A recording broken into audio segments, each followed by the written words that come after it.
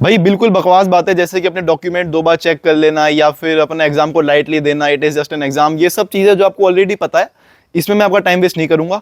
वो चीज़ इस वीडियो में बताने वाला हूं जो आपको अब तक नहीं पता थी, जो एक होती है ना टॉपर की चालाकियां, जिससे आपका या तो पेपर बिगड़ जाता है या बहुत अच्छा हो जाता है, वो सब इसमें बताने वाला हूं। सब कुछ आपको पहली बार पता चलेगा यहाँ पे, गारंटी मेरी। तो उसको पूरा देखना है अपने एग्जाम से पहले एटलीस्ट, ठीक है? चलते हैं।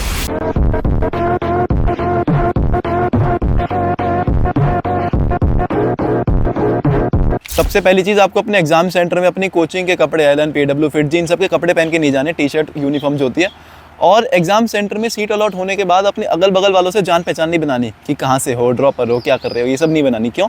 क्योंकि आप मान लो आप चोरों के मोहल्ले में जा रहे हो पुलिस की वर्दी पहन के, आप एक ऐसी जगह जा रहे हो जहाँ पर ऑब्वियसली 1% का सिलेक्शन होना है, ज़्यादातर को कुछ नहीं आता, और आपके कपड़े वहाँ सबको ये डिपिक्ट कर रहे हैं कि आपको सब कुछ आता है। भले ही आपने 2 साल बिगाड़ भी दिए हो, पर आपके कपड़े ऐसा डिपिक्ट करेंगे कि आपको सब कुछ आता है।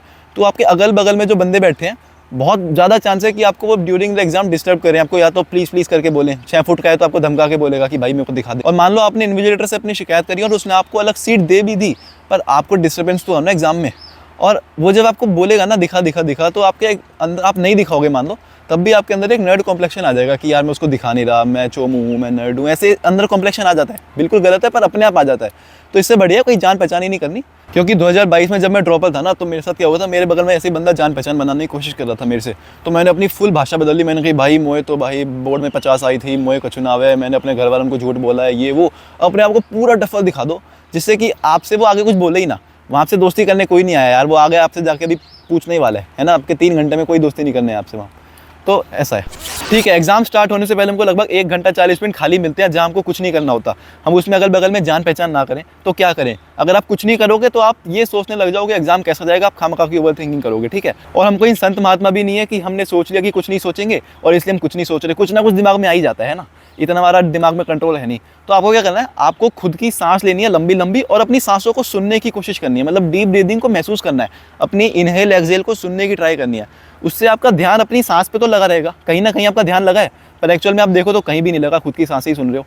तो उससे आपका 40 मिनट आराम से निकल जाएंगे, आपका बीपी जो है वो लो हो जाएगा, हार्ट बीट अच्छी रहेंगी, मतलब अच्छा आपका एनवायरनमेंट हो जाएगा एग्जाम देने के लिए, आप कूल चिल रहोगे। पॉइंट नंबर 2, आपको एग्जाम में ब्लैक और ब्लू दोनों पेन लेके जानी है। क्यों? सजावट बिल्कुल नहीं करनी, पर जब कैलकुलस के ग्राफ के क्वेश्चन आए, और हमको पता है कि ग्राफ के क्वेश्चंस में हमको 3-4 अलग अलग ग्राफ बनाने होते हैं एक ही एक्सिस पे, और उसमें इंटरसेक्शन से हमको बहुत बार अच्छे आंसर मिलते हैं। तो उसमें इतने सारे जब एक ही एक्सिस पे ग्राफ बनते हैं तो कन्फ्यूजन हो जाती है कौन सा किसका है। तो अलग पेन से जब हम बनाते हैं तो साफ साफ दिखता है, साफ साफ इंटरसेक्शन पॉइंट दिखते हैं, और आंसर फटाफट बिना किसी कन्फ्यूजन के आ जाता है।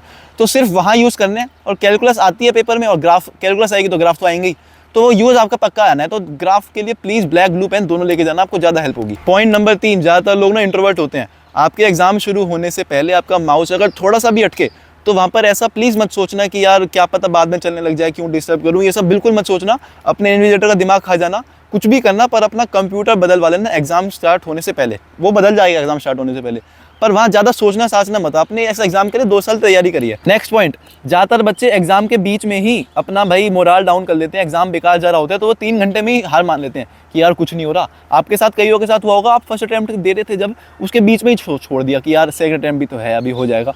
तो उसके लिए क्या करना है, जब मैं मॉक टेस्ट देता था तो मैं मॉक टेस्ट देने से पहले एक मोटिवेशनल वीडियो देख लेता था।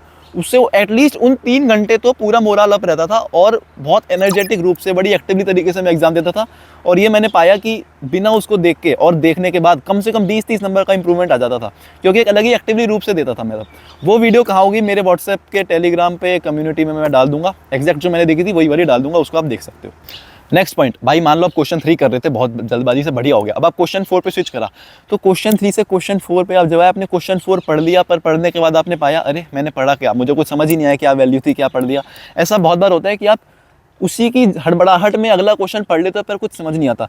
तो जब भी आपका एक क्वेश्चन हो जाए, आप अगले क्वेश्चन में जाओ, तो अपने आप को खुद को हाफ अ सेकंड के लिए बताना है कि भाई वो क्वेश्चन खत्म, अभी नया क्वेश्चन है, उसको अलग से ध्यान से पढ़ो, ठीक है? बहुत बार होता है कि क्वेश्चन 4 अब हम फिर से पढ़ रहे हैं, तो ये तब नहीं होगा जब आप क्वेश्चन 3 और क्वेश्चन 4 में जब आप स्विच कर रहे हो, तो आप खुद को बताओ हाफ अ सेकंड के लिए कि ठीक है भाई, ऐसे बताना नहीं है, मतलब ऑब्वियसली खुद को पता होना चाहिए बस कि यार अगला क्वेश्चन अब ध्यान से फिर से अपना फोकस लाओ और उसको अच्छे से फिर से फ्रेशली पढ़ो, ना कि पिछले ही क्वेश्चन की जल्दबाजी में आप पढ़ रहे हो। नेक्स्ट पॉइंट, पानी की बोतल कई सेंटर में तो अलाउ कर देते हैं और कई सेंटर में नहीं कर दे, पर अब अपनी साइड से ले जरूर जाना।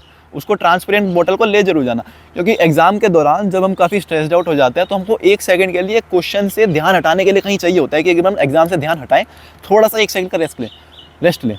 तो उस रेस्ट के लिए आप अगर एक सिप भी घूंट पियोगे तो एक अच्छा सा कूल लगता है, और मतलब एंग्जाइटी डाउन होती है वाटर से, ये मेरे को ऐसा बिल्कुल लगता था। तो पानी की बोतल ले जाना, नहीं ले जाने दे आपको अंदर तो बाहर छोड़ देना, कोई बात नहीं, पर ट्राई करना कि आप ले पाओ। और एक ही घूंट पीना, या ज़्यादा मत पीना, कहीं आप वहीं पर ही सारा काम बिगाड़ दो, फोर्स अपन एरिया बन जाए आपको, ठीक है। तो ये अच्छा पॉइंट आपका हो सकता है। एक मेजर लूप होल की भाई हमने स्ट्रेटेजी तो बहुत देख ली कि पहले केमिस्ट्री स्टार्ट करेंगे आधे घंटे में, फिजिक्स 1 घंटे में, और मैथ्स 1.5 घंटे में। पर जब पेपर स्टार्ट होता है ना, तो हड़बड़ाहट में कि भाई पेपर स्टार्ट हो गया, हम सब भूल जाते हैं। हम सामने फिजिक्स खुली, फिजिक्स से ही स्टार्ट कर दिया। तो पेपर स्टार्ट होने के बाद खुद को ये एक बार के लिए चिल डाउन करना, कूल डाउन करना, और आपने जो प्लान किया था, जैसे आपने मॉक टेस्ट दिए थे वैसे ही एक्चुअल पेपर देना, क्योंकि वहाँ पर हड़बड़ाहट के चलते हम भूल जाते हैं सब कुछ। बस सामने क्वेश्चन दिखा, स्टार्ट कर दिया, चालू कर दिया बस। तो क्वेश्चन स्टार्ट दिखता ही मत करो यार, 1 सेकंड का पॉज लो, क्वेश्चन पढ़ो, ठीक है। और क्वेश्चन बदल रहे हो तो फिर पॉज लो, देखो क्वेश्चन बदल गया है, थोड़ा आराम से चिल डाउन हो, ठीक है। और ये डीप ब्रीथ आप बीच बीच में करोगे तो बहुत हेल्प करने वाला है, उसमें मैंने आपको बता दिया है। एक और पॉइंट, ये सेंटर टू सेंटर वेरी करता है आपके सिक्योरिटी के चलते, पर जैसे जब मैं सेंटर में गया था तो शर्ट्स अलाउ नहीं थी। शर्ट्स अलाउ थी इन द सेंस, पर ये ना ये शर्ट्स के बीच में जो होता है ये सब कुछ चेक कर रहे थे ये। तो आपकी चेकिंग में अगर सबके मुकाबले बहुत ज़्यादा टाइम लग रहा है तो एक अंदर कॉम्प्लेक्शन आ जाता है, थोड़ा एक डर सा लग जाता है, ठीक है। तो आप क्यों चाहोगे कि आपको ज़्यादा टाइम लगे, भले ही आपने कुछ नहीं छुपा रखा, पर फिर भी अगर आपके लिए अलग से चेकिंग होगी तो हो जाता है। इसलिए आपको जूते नहीं पहन के जाने, आपको चप्पल पहन के जानी है, शर्ट नहीं पहननी है, टी-शर्ट पहननी है। कोशिश करना आप बेल्ट ना पहनो या आप पजामे ही पहन के जाओ, ठीक है। और भी आपके कुछ भी इंस्ट्रूमेंट, ये तो आप घड़ी तो नहीं पहनोगे, अंगूठी या फिर चेन वेन, आपको ये सब नहीं पहनना है, उतरवा देते हैं। हो सकता है आप राजपूत हो या फिर आपके बाली वाली पहनते हो, आप कुछ भी करते हो, तो प्लीज़ वो उतार देना, क्योंकि मेरे सेंटर में जब मैं था काफ़ी हार्ड सिक्योरिटी थी। एक बंदा था उसकी बाली वाली उतर नहीं रही थी, तो उसको भारी रख रहे थे, उसका काफ़ी टाइम वेस्ट हुआ। और मैं गारंटी दे सकता हूँ उसके एग्जाम में उस ड्यूरेशन 3 आवर्स में उसका इफेक्ट आया होगा। भले ही उसको फ्री कर दिया कि आप जा सकते हो, पर एग्जाम सेंटर में इफेक्ट जरूर आता है, नहीं भूल पाते।